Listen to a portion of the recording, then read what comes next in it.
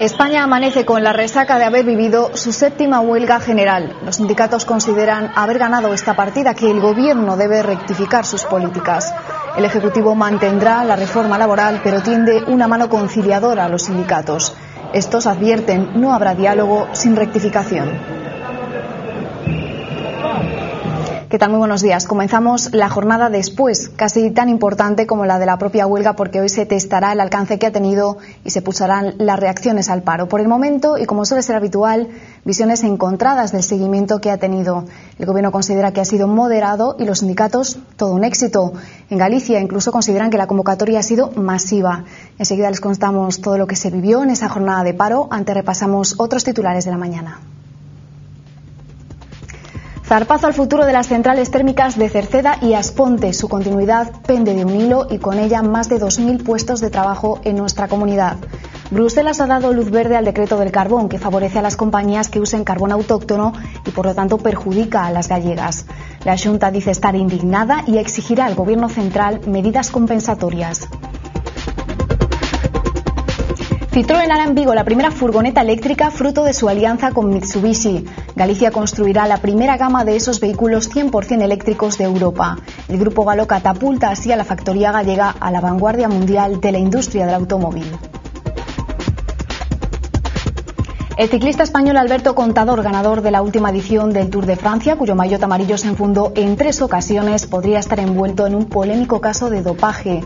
Las autoridades deportivas ya lo han suspendido temporalmente e investigan si tomó cienbuterol un día antes de subir el Tourmalet. Contador dice que todo se debe a una contaminación alimentaria.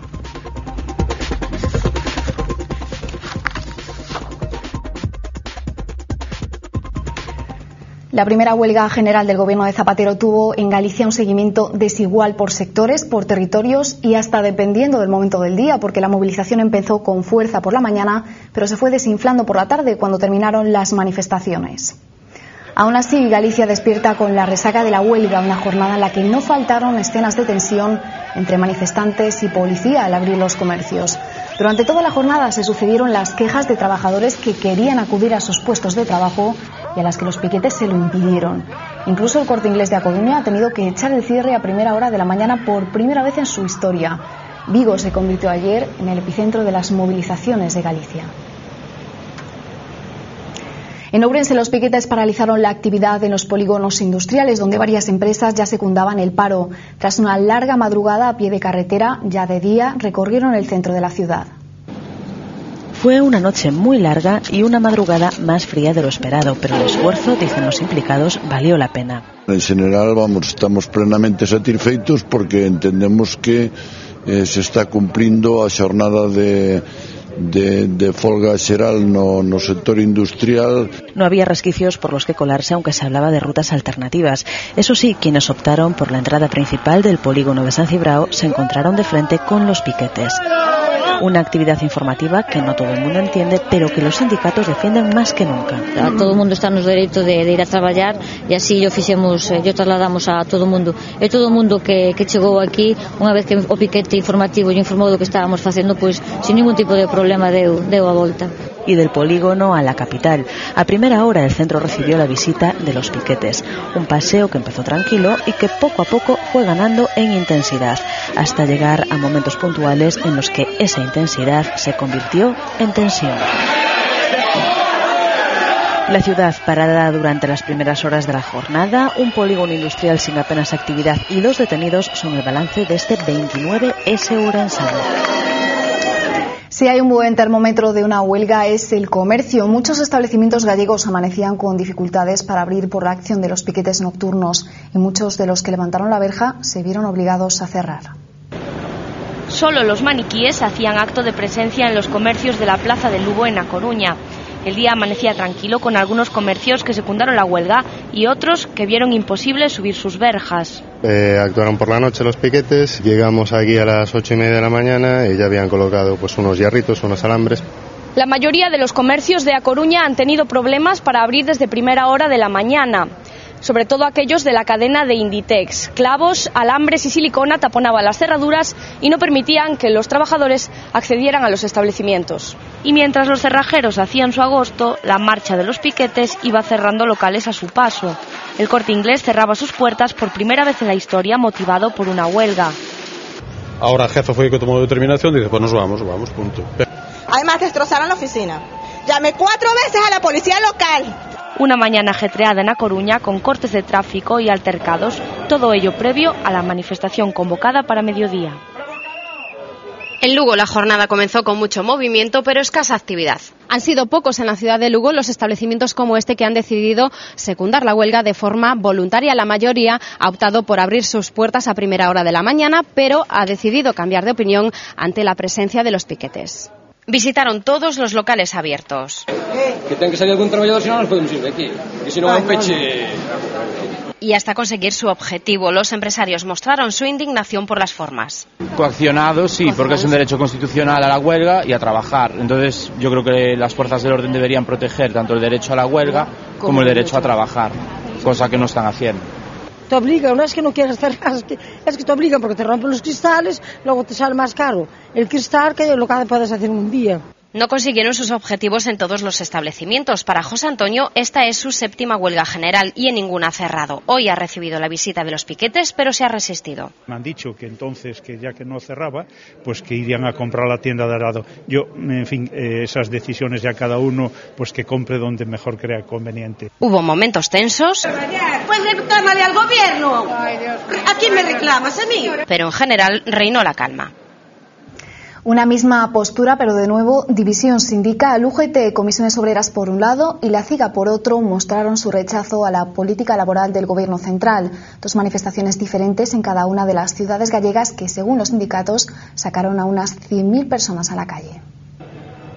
Vigo fue el centro de las protestas y allí estuvieron los líderes sindicales. Las mayores movilizaciones se vivieron en la ciudad olívica. UGT y Comisiones Obreras salieron primero a recorrer las calles y la CIGA, apoyada por el BNG, lo hizo a continuación para reivindicar un cambio de modelo económico y avisar de que estarían dispuestos a una nueva huelga. Con unha sola folga xeral, pretender ganar esa batalla vai ser moi difícil. É dicir, que nós estamos mentalmente preparados para ter que afrontar e convocar outras folgas xerales. En Santiago, las calles menos concurridas de lo habitual. Las 2 convocatorias finalizaron en las platerías. Los manifestantes pasaron entre comercios cerrados, otros que bajaban las verjas al paso de los huelguistas y algunos, especialmente los turísticos, que optaban por intentar hacer una jornada normal. Hasta la catedral tomó medidas de seguridad. Entre los sindicatos, sensación de haber ganado la partida. O polígono do Tambre estuvo pechado e non entrou, ni salía, nin entraba ninguén. Ver que non estábamos engañados e que estábamos no momento adecuado cando fixemos a convocatoria. Entre cánticos y petición de rectificaciones a Zapatero transcurrieron también las manifestaciones que se repitieron en A Coruña y en el resto de las ciudades gallegas. Como suele suceder en estos casos, no hay acuerdo en la valoración del seguimiento. Las cifras que ofrecen los sindicatos, la patronal y el gobierno gallego son dispares. Según los representantes de los trabajadores, un 80% de los asalariados ha secundado esta huelga frente al 30% que mantiene la patronal. Para la Xunta, el 14% de los empleados públicos ha secundado la huelga. Decir es que, en global, o seguimento da folga no conxunto dos servizos públicos que, insisto, depende da Administración Autonómica, é dun 14,4%. Por darlles o desglose por áreas, na Administración xeral o seguimento do 13,94%, na Administración de Xustiza o 18%, nos centros asistenciais que dependen do Servizo Galego de Saúde un 9,96%, nos centros docentes públicos un 9,2% e no transporte de viaxeiros o seguimento dun 15,38%. En resumo e en consolidado, o seguimento global un 14,4%. La jornada se desarrolló en Galicia con normalidad, aunque con pequeños incidentes y un susto. En Lugo, una amenaza de bomba, que resultó ser falsa, obligaba a desalojar a los trabajadores de una oficina de la Seguridad Social a primera hora de la mañana de ayer. Tras inspeccionar las instalaciones, la policía les permitía volver a sus puestos de trabajo. Y continúan las investigaciones en relación a una explosión que se produjo en el muelle coruñés de Oza. La hipótesis que se baraja apunta a que un artefacto incendiario pudo provocar un fuego en un contenedor que guardaba material de trabajo. No se han producido heridos y se analiza si podría tratarse de la acción de un piquete de la huelga. Uno de los sectores más castigados por la crisis son los desempleados. Tras una jornada de huelga general como la de ayer, nos interesa conocer la opinión de este colectivo. Yo, como estoy en paro, hija mía, non podo hacer huelga. Que máis quixera yo que estar trabajando? A folga é necesaria non é segundo, é necesaria, pero eu non creo que sea oportuna agora neste momento. Pareceme que non vai ter ninguna consecuencia, que vai ser simplemente, bueno, datos que van sair nos informativos e nada máis. A folga tienes que facer antes, non? Ahora que está todo preparado xa para levarse a cabo, non sei. Pois tarde pillaron, eu creo que isto debería ser antes. Lo tendrían que haber hecho antes. Esto tendría que haber sido mucho antes, no ahora. Ahora es por intereses políticos y demás, no por los obreros.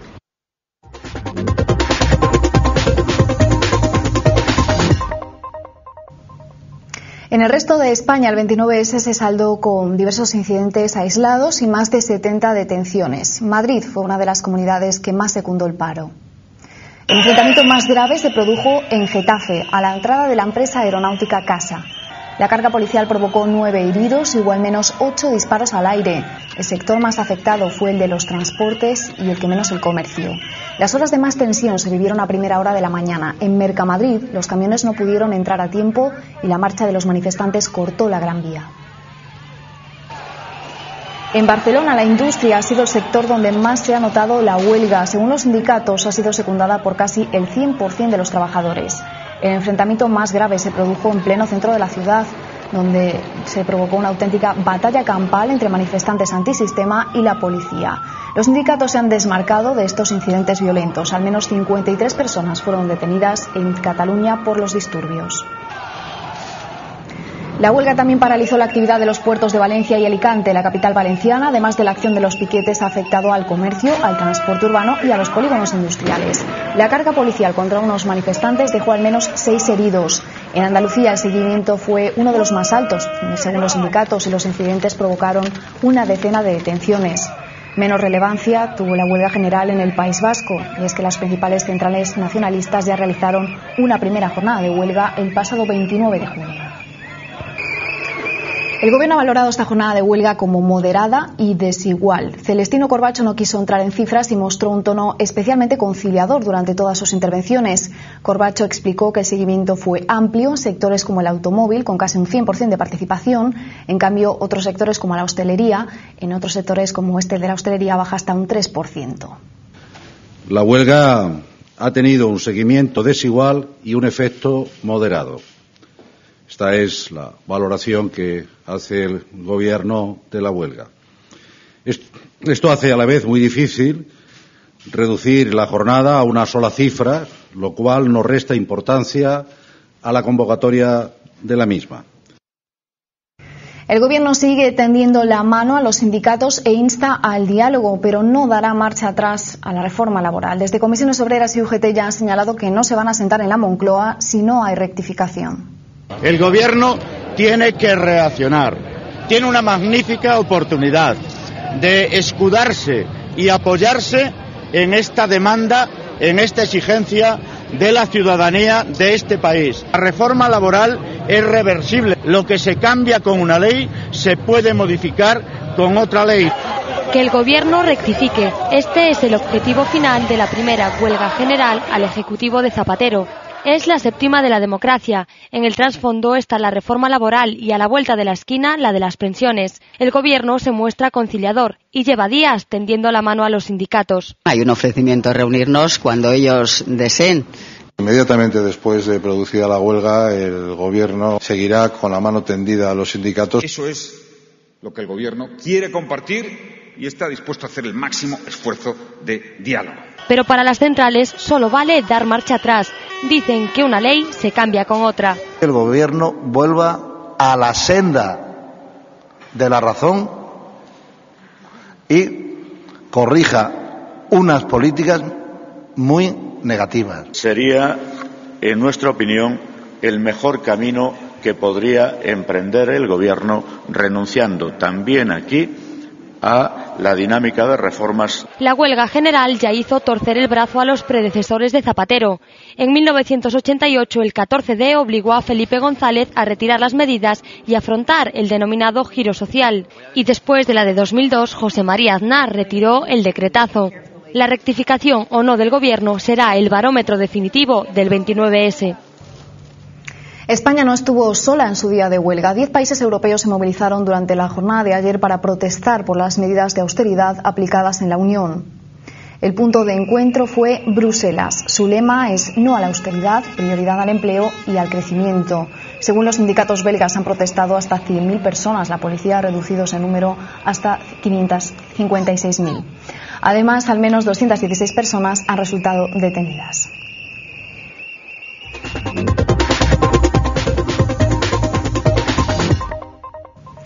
La Comisión Europea ha aprobado el Plan Español de Ayuda al sector del carbón. Dice que se ajusta a la normativa europea, pero exige al Gobierno que no haya más subvenciones a partir del 2014. Las centrales térmicas gallegas de Meirama y Asponte son las grandes perjudicadas por el decreto del carbón, que prima la materia prima autóctona porque ellas usan el foráneo. Los alcaldes de estas localidades temen que las plantas desaparezcan y con ellos 3.500 empleos directos. Aseguran que las pérdidas anuales superarían los 50 millones de euros. Por eso piden a Zapatero medidas compensatorias. Decepción en Galicia, pero alegría en las cuencas mineras asturianas y leonesas que pedían la pronta aplicación de este decreto. Los mineros que estaban llevando a cabo la marcha negra han decidido no llegar hasta Madrid y terminarla en León. Los sindicalistas encerrados en el Ministerio de Industria han decidido abandonar la huelga de hambre, aunque mantendrán su encierro hasta que se paguen las nóminas atrasadas. Los trabajadores palentinos del Pozo Las Cuevas han abandonado su encierro después de 27 días bajo tierra. Y buena noticia para el sector del automóvil en Vigo. Si hace unas semanas conocíamos el interés de la marca Mitsubishi de instalar en la provincia de Pontevedra la mayor fábrica de baterías para coches eléctricos de Europa, ahora parece que se ha dado ya un primer paso. De la fábrica de Citroën en Balaídos saldrán furgonetas eléctricas en menos de 2 años. El futuro del automóvil pasa por las energías limpias y a medio plazo el que quiera sobrevivir debe subirse al tren de las motorizaciones eléctricas. Y Vigo y su sector productivo no van a quedarse atrás. El grupo francés PSA Peugeot Citroën y el japonés Mitsubishi han sellado un acuerdo para empezar a fabricar furgonetas de motorización eléctrica en Vigo. Se trata de los modelos Peugeot Partner y Citroën Berlingo, que deberán estar listos antes de final de 2012. En cuanto al otro frente abierto de negociaciones, la instalación de una planta de fabricación de baterías de litio en Salvaterra do Miño, de momento todo sigue en el aire. Pero la confirmación de los japoneses de que de Balaídos saldrán coches eléctricos puede ser el paso previo a la megaplanta que de abrirse en Galicia supondría una inversión de 500 millones de euros y emplearía a 1.500 personas.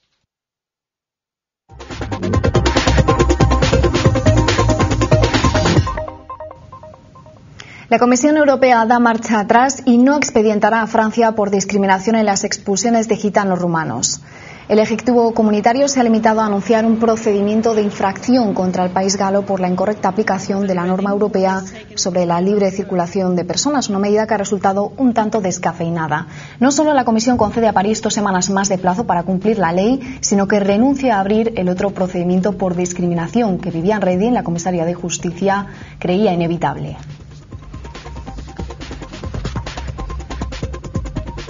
El primer ministro italiano Silvio Berlusconi ha superado la moción de confianza de la Cámara de los Diputados. Berlusconi consiguió un buen respaldo después de que el grupo de diputados que han seguido a Gianfranco Fini, tras su expulsión del Pueblo de la Libertad, hayan optado por respaldar al actual gobierno. El primer ministro se enfrenta hoy al mismo proceso, pero en el Senado, y el gobierno se encuentra en una situación muy inestable.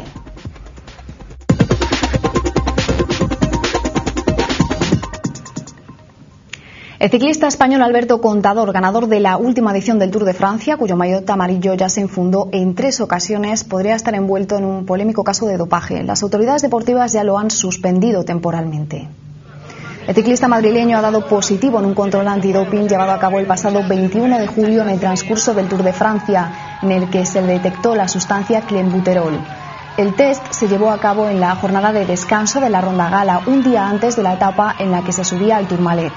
Alberto Contador habría comunicado el pasado 24 de agosto una contaminación alimenticia como explicación de lo sucedido y se ha puesto en manos de las autoridades ciclistas para aclarar este problema. Hoy Contador ofrecerá una rueda de prensa para dar explicaciones de lo sucedido. En menos de una hora, a las 9 en punto, volvemos con más noticias aquí en Galicia 9 Televisión.